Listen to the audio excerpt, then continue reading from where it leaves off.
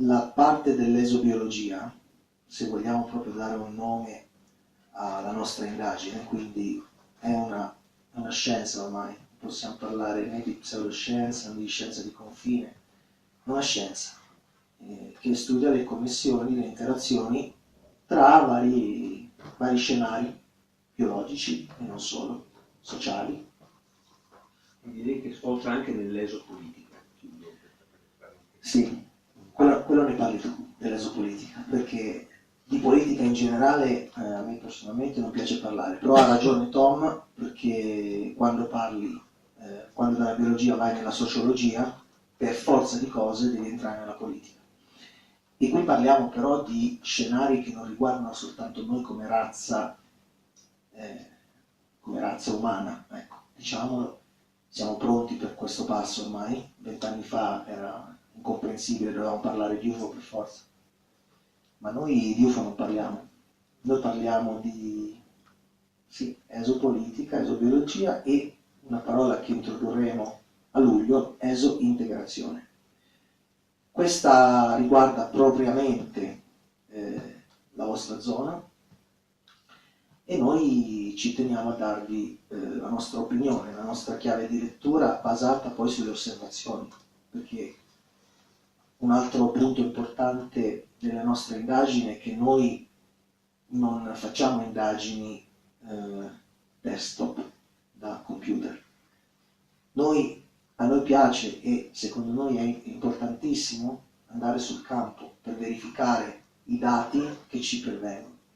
E vengo poi al motivo per cui abbiamo deciso di fare questa riunione, diciamo, intermedia. Perché proprio mentre noi acquisiamo materiale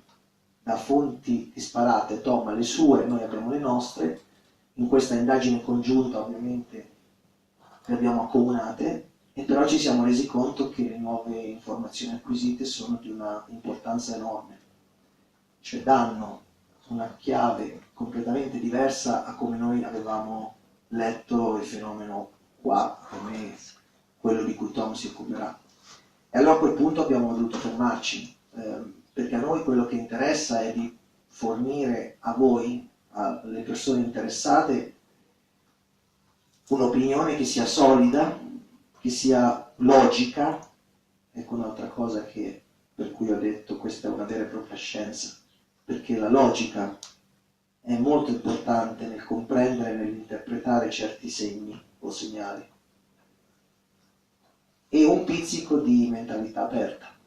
quindi avere il coraggio, se vogliamo, di andare oltre la razionalità classica, entrare in qualcosa che va oltre la multidimensionalità. Noi siamo esseri multidimensionali, soltanto che per tanto tempo e tuttora siamo portati a pensare che siamo esseri monodimensionali, dove il lobo sinistro del cervello è quello che ci domina, il lobo destro potrebbe tranquillamente non esistere, è questo che ci rende schiavi poi del sistema che vuole praticamente macchine, e neanche più tanto quello, perché fra un po' le macchine, quelle vere, saranno talmente superiori a noi che non so cosa faranno poi dell'essere umano come siamo adesso. Quindi siamo in un momento di transizione molto importante. Chiudo adesso così Tom può allacciarsi a questa presentazione e anche dare la sua opinione sul suo caso. Vabbè, innanzitutto buonasera a tutti, e come recitava una vecchia pubblicità degli anni 70, scusate, attualmente resto Marzotto, siamo tornati adesso dalla montagna, quindi. Comunque, a parte le battute, io mi dovevo occupare di un caso che come casa editrice Nexus siamo stati proprio, diciamo così, onorati di pubblicare l'unico libro finora edito sul caso Amicizia, cioè i contattismi di massa, c'è neanche una copia lì, mi pare, scritto dal compianto Stefano Breccia, e io avevo intenzione, stavo lavorando da un po' di tempo proprio per la presentazione che ho fatto stasera, per diciamo, preparare un'analisi critica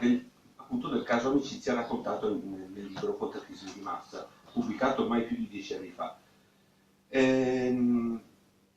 motivi per cui alla fine sono stato contento della possibilità possibilità di rimandare per un po' questa presentazione perché mentre lavoravo a questa relazione e anche rileggendo il libro mi sono accorto che il libro, quello che è scritto nel libro è sempre lo stesso, ma la persona che lo legge a distanza di 10 anni nel frattempo ha acquisito molte esperienze in più, ha una consapevolezza diversa rispetto alla prima volta che l'ha letto. E quindi mentre lo riesaminavo in queste ultime settimane per incrociarlo con i dati, con i nuovi dati in mio possesso, mi sono accorto insomma, che la faccenda del caso amicizia è molto complessa e si riallaccia a molti altri casi,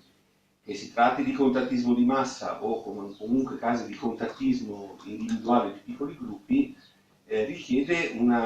un'analisi soprattutto dal punto di vista sociale estremamente approfondita. E comunque il motivo ultimo per cui ho deciso, e sono stato contento di rimandare al sicuro di pochi giorni questa presentazione, è perché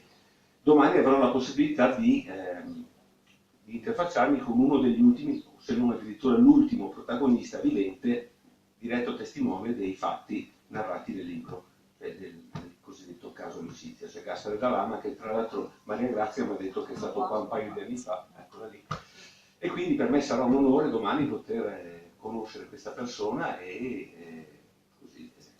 acquisire direttamente dalla sua viva voce degli elementi che mi aiuteranno poi a completare questa presentazione. In ogni caso,